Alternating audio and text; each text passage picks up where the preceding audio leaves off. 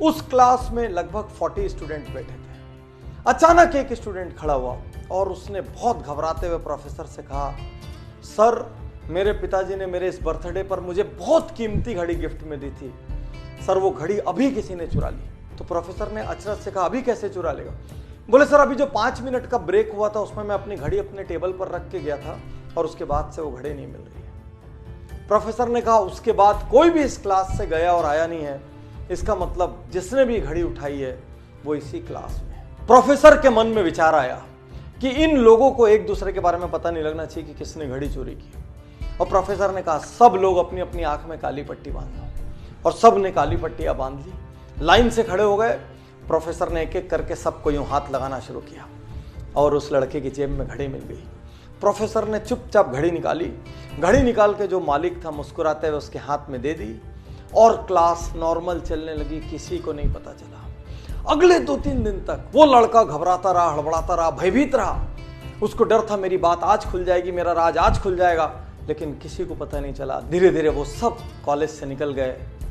बहुत साल बाद अब वो लड़का जिसने चोरी की थी वो अब एक बड़ा इंडस्ट्रियलिस्ट हो चुका था। कॉलेज का रीयूनियन का फंक्शन था, वो उस फंक्शन में आता है, वो अब एक सेलिब्रिटी सा है। वो उस फंक्शन में आया और उसने अपने प्रोफेसर के पास जाके उसके पैर छुए। अब प्रोफेसर से कहा, सर मैं आज आपसे एक बात कहना चाहता हूँ। प्रोफेसर ने कहा, बोलो।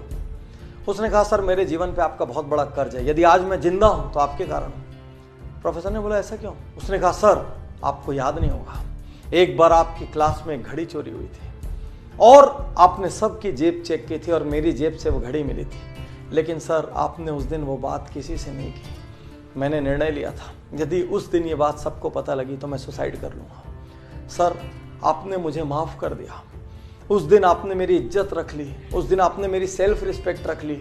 मुझसे गलती हो गई थी सर, लेकिन फिर भी आपने मेरा अपमान नहीं किया। आज मैं जहाँ भी हूँ सर उस लेसन की वजह से, मैं यदि जिंदा हूँ सर तो आपकी वजह से। और प्रोफेसर कहता है, अच्छा वो तुम थे क्या? तो लड़के ने अचरज से कहा, मतलब? बोले, उस दिन मैंने तुम सबकी आंखें तो बंद कराई थी, लेकिन साथ साथ मैंने अपनी आंखों में भी पट्टी लगा ली थी ताकि मुझे भी नहीं पता चले मेरे कौन से स्टूडेंट ने काम किया है। मैं नहीं चाहता था मेरे अपने किसी स्टूडेंट की वैल्यू मेरी नज़रों में हल्की हो या मैं किसी के साथ दुर्व्यवहार करूं। ये सुनते ही वो लड़का जो अब एक नामी इंडस्ट्रियलिस्ट था, उसकी आंखों में आंसू आ गया और वो प्रोफेसर के गले लग के 2 मिनट तक रोता रहा। यही तो अद्भुत महानता है, किसी की गलती पता चलते हुए भी माफ कर देना, किसी को इग्नोर कर देना, उसको उसकी सेल्फ रिस्पेक्ट बचाने का मौका दे देना, पता होते हुए भी कि ये कल्प्रिट है, उस वक्त जाने देना ताकि उसको सुधरने का अवसर मिल सके, अपना चेहरा ऊंचा करके चलने का अवसर मिल सके। आज के इस युग में जहां हर व्यक्ति किसी न किसी की गलती ढूंढ रहा है, परिवार में माँ बाप की गलती, भाई की गलती, जीवन साथी की गलती, ऑफिस में बॉस की गलती, कलीग्स की गलती, कुछ और नहीं हुआ तो देश की गलती, समाज की गलती, राजनीति की गलती, सरकार की गलती, सबकी गलती ढूंढ रहे हैं।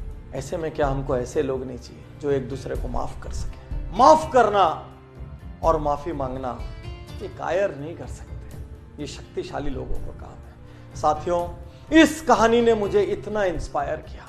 एक प्रोफेसर जो ये नहीं चाहता कि उसका स्टूडेंट उसकी नजरों से गिरे, जो ये नहीं चाहता कि उसका स्टूडेंट किसी और की भी नजरों से गिरे, क्या ऐसे लोगों की समाज को जरूरत नहीं है? जहां पर हम लोगों की गलतियां होने के बावजूद उनको इंसान मान के, उनको मिट्टी का पुतला मान के उनको माफ कर सके।